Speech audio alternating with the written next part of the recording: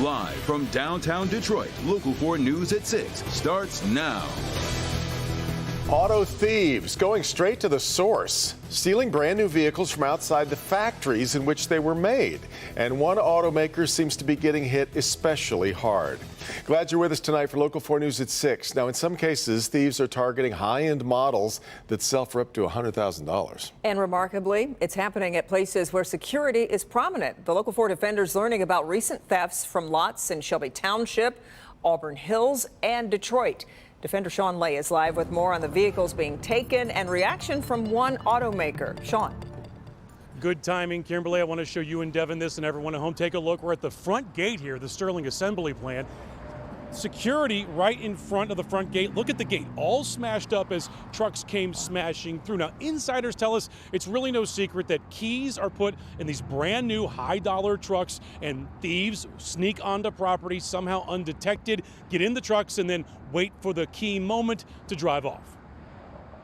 The call went out again to police this morning. We need security at gate 1 for 4 trucks that were just stolen. Another smashed gate at the Sterling Heights truck plant, and more brand new, top-of-the-line Dodge Ram pickups were driven away, including one Ram TRX model that can cost more than $100,000. Colors are made 2 charcoal gray, 1 bright blue, 1 silver TRX. This is crazy criminals. This is uncalled for. This is crazy. I've never seen something like this. Fawaz Habib works right across the street from the smashed gate and is asking what everyone is asking, how people can walk onto a secured auto plant lot and drive off with the most expensive models like the TRX. The same thing happened here exactly 1 week ago. One of them hit a semi-truck. He's talking about this photo posted by Metro Detroit News on its Instagram page. This happened March 8th. More Rams stolen, one smashing into a semi during the getaway. Sources telling us tonight, March 10th, 5 Ram trucks were stolen from a lot in Shelby Township. March 3rd, Hellcat wide-body Chargers were taken from a lot in Auburn Hills. February 28th, the Jefferson North Assembly Plant in Detroit got hit again, this time for a $90,000 Trackhawk Jeep and a Hellcat Challenger. Drone 4 can show you these lots are surrounded by fences. Security is at every gate. I see a security guy every single day when I drive by. Stellantis responding to us tonight, saying Stellantis is working with the Sterling Heights Police Department regarding the theft of several vehicles early Tuesday morning from a shipping yard that services the Sterling Heights Assembly Plant. It's managed by a third party. As this is an open investigation, the company is not commenting any further on what vehicles were stolen or how they were stolen. Sterling Heights Police tell us extra patrols now up and around the outside of the plant here. There's a Macomb County Auto Theft Task Force also investigating. Live tonight in Sterling Heights. Sean Lane, back to you. Okay, Sean, thanks. A bill that would pause the state's 27-cent a gallon gas tax for 6 months is headed to Governor Whitmer's desk. This legislation passed today in the Senate, mostly along party lines. It passed the House last week, as reported. The bill's supporters say it would save drivers about $725 million by freezing those taxes from April to September.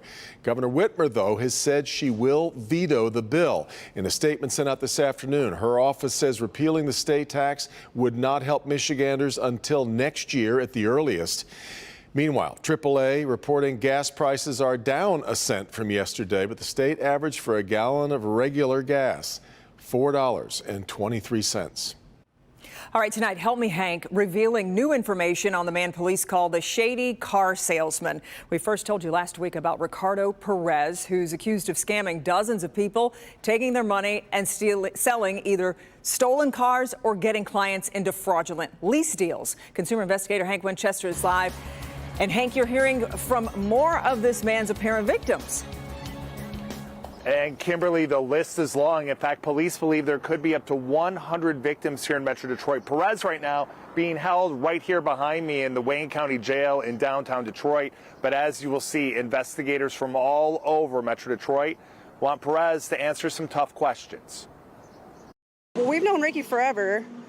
He deals with a lot of our travel baseball team. Everybody gets cars off them. Cristobal Cabrera still can't believe it happened to her. She's one of the growing list of victims of this man, Ricardo Perez, seen here in a recent mugshot.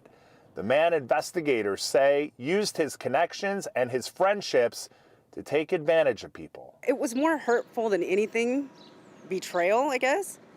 He took down a whole community. You've known him for so long. Yeah, he took down an entire community. He took down, like I said, our travel baseball team. He got, I think there was 8 total parents on there, and they trusted him. Police say Perez was fired last year from his job as a salesman here at Dick Scott Chrysler in Plymouth. But he kept selling cars. He kept taking money. No one knew he wasn't affiliated with the dealership, and some of the cars he was selling were stolen. He pocketed the money, so by the time Ally Fraud Department got to us, it was too late. Then I find out that he took out a 2022 Dodge Ram on top of my Jeep that I had no clue I even had to my name. Right now, Perez being held here at the Wayne County Jail. He's facing charges in Lincoln Park later this month, but we've also learned that investigations are underway in Livonia, in Plymouth, the city of Detroit, and in Macomb County. If you were taken by Perez, you should contact police immediately. Perez was transferred here from Lincoln Park to downtown Detroit in the jail last week. But as I mentioned, investigators have a lot of questions for Perez. He's due in court at the end of this month in Lincoln Park, but will likely then next face charges in Livonia. We're live here tonight. Hank Winchester, help me, Hank, Local 4. Yeah. Okay, Hank, thanks. President Biden expected to join leaders from the European Union and NATO in Brussels next week to discuss the war in Ukraine. A meeting expected to happen on Thursday, that's March 24th. Meanwhile, Ukraine's President Volodymyr Zelensky preparing to address Congress in a virtual meeting tomorrow. In Kyiv, the prime ministers of Poland, the Czech Republic, and Slovenia met with President Zelensky today. That meeting came as buildings there were on fire and rescue workers were trying to pull survivors from the rubble of Russian bombardment. The mayor of Kyiv also announced a 35-hour curfew for people, warning, quote, "Today is a difficult and dangerous moment." Now, over in the hard-hit southern port city of Mariupol, officials are saying that that city's biggest hospital has now been captured and 400 patients and staff are being treated like hostages by Russian forces. We'll continue to monitor these developments. We'll keep you posted on air and online at clickondetroit.com. Well, this week, Pfizer is expected to request authorization for a second booster shot for one particular group. That's according to a person familiar with the plans. The drug maker wants the 4th dose for people over the age of 65, a group at the highest risk of serious illness and death from COVID. The FDA and CDC need to sign off on that request. Pfizer has said protection from its 3rd dose is good for hospitalizations and death, but doesn't last long in preventing infection. Right now, anyone age 12 and older is eligible for a booster shot. As many Americans are increasingly trying to move past the pandemic, experts are keeping a very wary eye right now on Europe. That's right. That's because cases have started to climb again in many European nations, just as many are preparing to lift more of their restrictions. Dr. Frank McGeorge is here with a closer look at what this could signal for the U.S. Frank. Yeah, Kim and Evan. So, nearly half of all European countries have recorded increases in new COVID cases in the past week. And in China, some 37 million people are on lockdown as that nation battles its worst COVID outbreak since the start of the pandemic. And that has many experts wondering how long the lull in the U.S. cases can truly last. Is it the start of the next wave of COVID-19? This graph from Johns Hopkins University shows the 7-day moving average heading back up in numerous European nations, including Austria, the Netherlands, Switzerland, Germany, the UK, and Italy. It comes as many of those nations are easing COVID restrictions. Experts point to a combination of factors, including waning immunity, pandemic fatigue, and an increase in cases of BA2, a variant of Omicron nicknamed Stealth Omicron. While much was made of China's zero COVID policy during the Olympic Games, infections are on the rise again there, spurring massive lockdowns and closing many businesses and schools. But outside China, lockdowns will likely be the exception, as Moderna's CEO voiced the growing sentiment. This virus is not going away. As we've been saying since almost the beginning, this virus is going to stay with humans forever, like flu, and we're going to have to live with it. The debate in many nations now, whether or not to offer another booster dose of the vaccine, and if so, when, as a weary world tries to move forward with a virus that continues to surprise us. There's, I think, a 20% scenario where we see a next mutation, which is more virulent than Omicron. I think we got lucky as a world that Omicron was not very virulent.